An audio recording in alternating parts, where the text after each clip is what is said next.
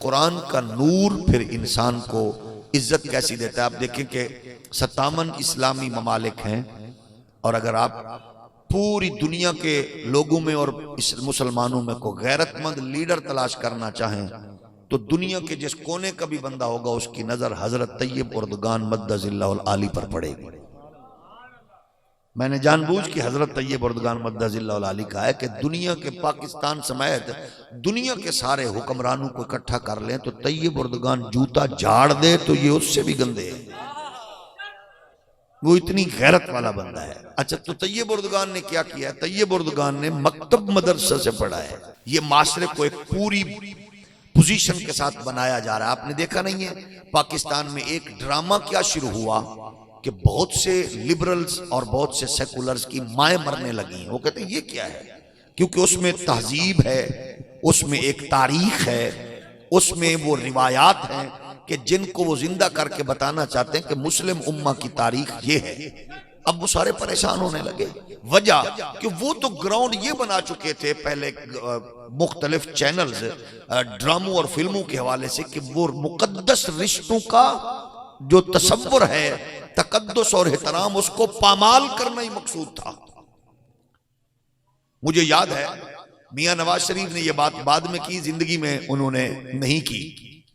ये इमाम नूरानी कायद मिल्लत इस्लामिया को कहता है मैं मिलने गया तो उस दौर में कोई इस तरह के ड्रामे शुरू हुए तो नूरानी साहब रहमतुल्लाह अलैह ने फरमाया मियां साहब मुझे सिर्फ इतना बता दो कि ये जो ड्रामे आजकल टीवी पे चल रहे हैं क्या आप अपनी बेटी मरियम के साथ बैठ के देख सकते हैं?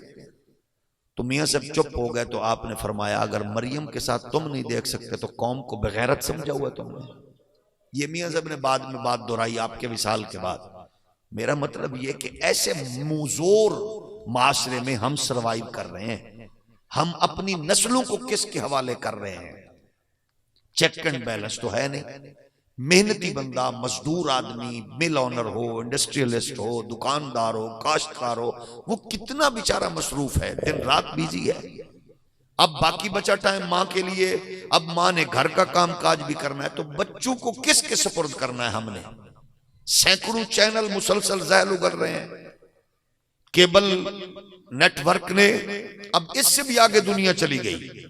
छोटी स्क्रीन ने हर एक स्क्रीन की रौनक को खत्म कर दिया। ये मोबाइल और मोबाइल से जुड़ा हुआ इंटरनेट का ये गलाजत का सिस्टम जिसने पूरी दुनिया को आपके सामने और एक उंगली के बटन के नीचे रख दिया है, उससे आपने अपने बच्चे को बचने के लिए क्या हुदूद और कयूद और लिमिट्स मुकर्रर की है? वो टीवी लॉन्च का सिलसिला तो खत्म हो चुका कि वहां बैठकर बच्चा प्रोग्राम देख रहे, तो आप देख रहे हैं कि ये क्या देख रहा है।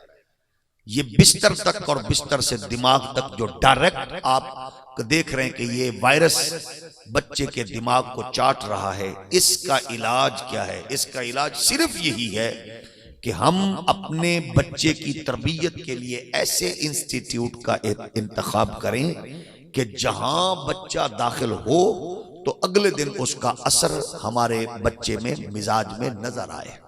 अब देखें कि बीकन हाउस सिस्टम है, बहुत अच्छा है, दी एजुकेटर्स का सिस्टम है और बहुत से। जिस स्कूल का पढ़ने वाला बच्चा यूं अपने बूट पहनना शुरू करे और फिर वो ऊंचा करके सोफे पे, चारपाई पे, टेबल पे रख के मां को कहे अब इसके तस्मे बंद करो, तो इसका मतलब है कि स्कूल में शायद उसको पोएम्स तो याद कराई जा रही हैं लेकिन उसको मां की तमीज नहीं सिखाई गई। इकबाल ने कहा ना ये फैजान नजर था या कि मकतब की करामत थी, सिखाए किसने इस्माइल को आदाब फर्जंदी। मैंने पढ़ा एक ये सिंध के इलाका में, क्योंकि वीकेंड पे छुट्टी पे स्टूडेंट्स वापस आ रहे थे तो थर के इलाके में माएं कुएं से पानी निकाल रही थी। तो वो 3-4 गांव के उस पिंड के स्टूडेंट इकट्ठे आए जो मुख्तलिफ इदारों में पढ़ते थे, कराची और मीरपुर खास और इधर। तो वो इकट्ठे होके आ रहे थे। तो वो एक ने, माँ ने कहा मेरा वो बेटा, जब कुएं के पास पहुंचे, पानी डोल से वो निकाल के भर रही थी, तो वो एक माँ ने कहा ये मेरा बेटा माशाल्लाह इंजीनियरिंग में दाखिला ले लिया और इंजीनियर बन रहा है। उसने भी माँ को सलाम किया दूसरे का कहा ये माशाल्लाह मेरा बेटा, ये भी दूसरी ने कहा ये भी इंजीनियर है, उसका क्लास फेलो है, बन रहा है, फाइनल ईयर में है। दूसरा बेटा ये माशाल्लाह इसने अब मेडिकल का टेस्ट दे दिया और ये मेडिकल में चला गया है। तो उसी असना में एक और बच्चा भी आ गया, सादा मुरादा। अब उन्होंने सलाम लिया, हेलो है किया और वो चले गए। जब वो अगला बच्चा आया तो वो सादा मुराद, तो एक बेचारी माँ ने कहा ये मेरा बेटा है माशाल्लाह, ये कुरान पढ़ रहा है, हाफिज बन रहा है। तो वो बच्चा दौड़ा दौड़ा आया, माँ के पाँव पे हाथ रख के उसने अम्मा का हाथ चूमा और कहता अम्मा अब आपने डोल नहीं भरना, अब मैं भर के दूंगा। तो वो तीनों चारों माएँ जो थी वो परेशान हो गई। वो कहने लगी उन्होंने तो हाय किया, बाय बाय किया, वाह वाह किया, तो आगे चले गए। ये उस तालीम का असर था जिसने ये कहा था अम्मा अब डोल भरना भी मैंने है और मटका उठाना भी मैंने है, क्योंकि मुझे पता है कि मेरी जन्नत अम्मा तेरे कदमों में रख दी गई है। इसका मतलब ये नहीं है कि वो कोई और मखलूक होती है जो इस तरह की सलाहियत रखती है। वो सारे हम ही, हमारे ही बच्चे हैं, वो हमारे हैं। लेकिन क्योंकि तरबियत का फुकदान आ गया ना, हमने इस फुकदान को, स्पेस को मिटाना है। उसके लिए हम ये देखते हैं कि मैंने जैसे आपको अर्ज किया, बिजनेस रखने वाले, बिजनेस माइंड जब इन एजुकेशन के साथ वाबस्ता हुए हैं तब से इसकी रूह खत्म हो गई है। गलीचे, कारपेट, एयर कंडीशनर, माहौल, गाड़ियां, ये सारी चीजें आ गई। अब देखते हैं, मैं हैरान हुआ, पाकिस्तान में एक बड़ा नामवर इदारा आपके लाहौर का लम्स, बड़ा ऊंचा नाम है, उसमें कितनी बच्चियां नशे के साथ पकड़ी गई हैं, जो बेचारी ये शीशा पी रही थी और सिगरेट पी रही थी और पता नहीं क्या क्या कर रही थी। बहुत बड़ा केस मीडिया ने भी उठाया और आप लोगों के सामने है। ये वो है जिसकी फीस करोड़ों में है। वजह क्योंकि वहां तरबियत का फुकदान है। तो जब आपका बच्चा बुनियादी तौर पर किसी भी ऐसे इदारे से अच्छी तरबियत लेकर आगे बढ़ेगा तो वो कभी तरबियत को, वो जिस मुश्किल से मुश्किल मोड़ पर भी होगा उसको भुलाएगा नहीं। तो छोटे छोटे बच्चों को हम जब इसमें अच्छे इदारे में, अच्छे माहौल में भेजेंगे तो इंशाअल्लाह उसके असरात भी हमारे सामने आएंगे। मजा तब है कि आपका बच्चा स्कूल से वापस आए, फिर आके आपके साथ गुफ्तगू करे तो आप समझें कि ये आने वाला बच्चा मार्केट से नहीं आया, ये बाड़े से नहीं आया, ये जेल से नहीं आया, ये बाजार से नहीं आया, ये स्कूल से आया, इदारे से पढ़ के आया। सुबह उठे तो आपकी जूता सीधा करके रखे, फिर पता चले कि स्कूल से आया है। जाते हुए अपनी माँ के पांव और बाप के हाथ चूम के जाए तो पता चले कि किसी इदारे में जा रहा है। ये होती है बुनियादी चीजें। इल्म ऐसा नहीं है कि जिसने तकब्बुर सिखा दिया। आपने देखा हमारे यहाँ तकब्बुर सिखाया जाता है बदकिस्मती से, तुम ये बनोगे तो ऐसा होगा, वो बनोगे तो ऐसा होगा, ऐसे बनोगे तो ऐसा होगा। लेकिन जब हम उसके साथ जुड़ जाते हैं, कुरान का नूर फिर इंसान को इज्जत कैसी देता है। आप देखें कि 57 इस्लामी ममालिक हैं और अगर आप पूरी दुनिया के लोगों में और इस मुसलमानों में को गैरतमंद लीडर तलाश करना चाहें तो दुनिया के जिस कोने का भी बंदा होगा उसकी नजर हजरत तैयब उर्दगान मद्दजिल्लाहुल आली पर पड़ेगी। मैंने जानबूझ के हजरत तैयब उर्दगान मद्दजिल्लाहुल आली कहा है कि दुनिया के, पाकिस्तान समेत दुनिया के सारे हुक्मरानों को इकट्ठा कर लें तो तैयब उर्दगान जूता झाड़ दे तो ये उससे भी गंदे हैं, वो इतनी गैरत वाला बंदा है। अच्छा, तो तैयब उर्दगान ने क्या किया? तैयब उर्दगान ने मकतब मदरसा से पढ़ा है, ये उसकी बेस में शामिल है। मतलब जब तरबियत का असर होता है ना तो वो फिर आगे रुकता नहीं है, चलता रहता है। और जहां दोनों चीजें हों अल्लाह का खास करम है। और स्कूल्स में मोस्टली ये होता है कि बहुत से ऐसे इदारे हैं जिनमें बाकायदा तौर पर मजहबी हवाले से अच्छा है और मजहबी हवाले से वो अच्छा काम कर रहे हैं, बहुत अच्छे स्कूल सिस्टम आ चुके हैं।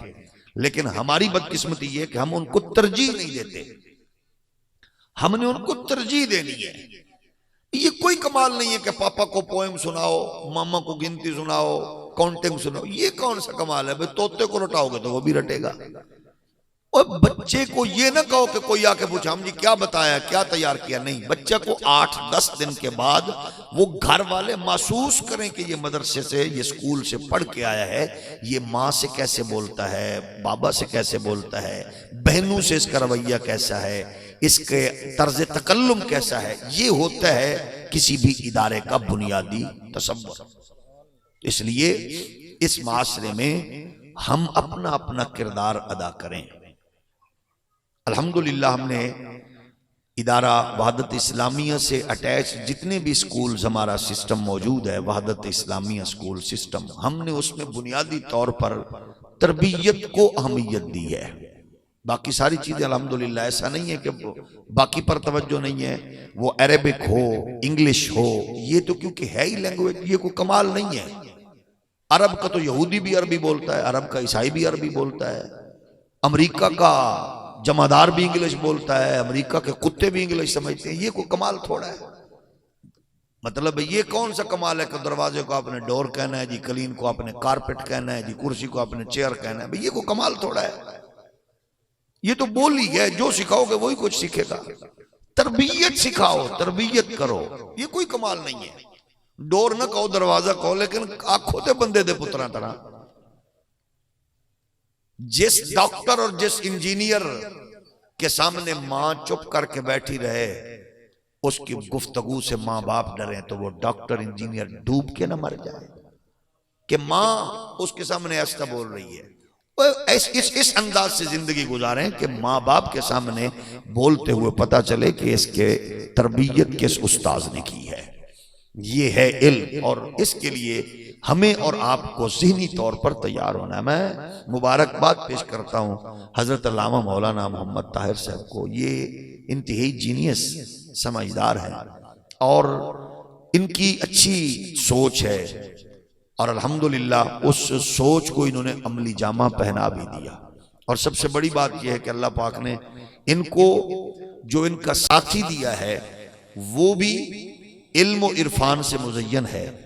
तो आप देखते हैं कि वो जितनी बेटियां, जितनी हमारी बहनें हमारी उस बेटी से उलूम दीनिया हासिल करेगी और कर रही हैं, यानी दरसियात के हवाले से, दर्स निज़ामी का, तंजीमुल मदारिस से जो उनका निसाब है, ये बहुत बड़ी बात है। जब तक माँ समझदार नहीं होगी तो जाहिर है औलाद समझदार नहीं हो सकती। अगर माओ के किरदार में थोड़ी बहुत कमी रह जाए तो फिर पुत्र पक्की गल लेके डब्बू चौधरी होएगा। ये अगर माँ का किरदार अच्छा हो, वो अनपढ़ भी हो तो गाजी इल्मुद्दीन की तरह फिर खड़का के रहे।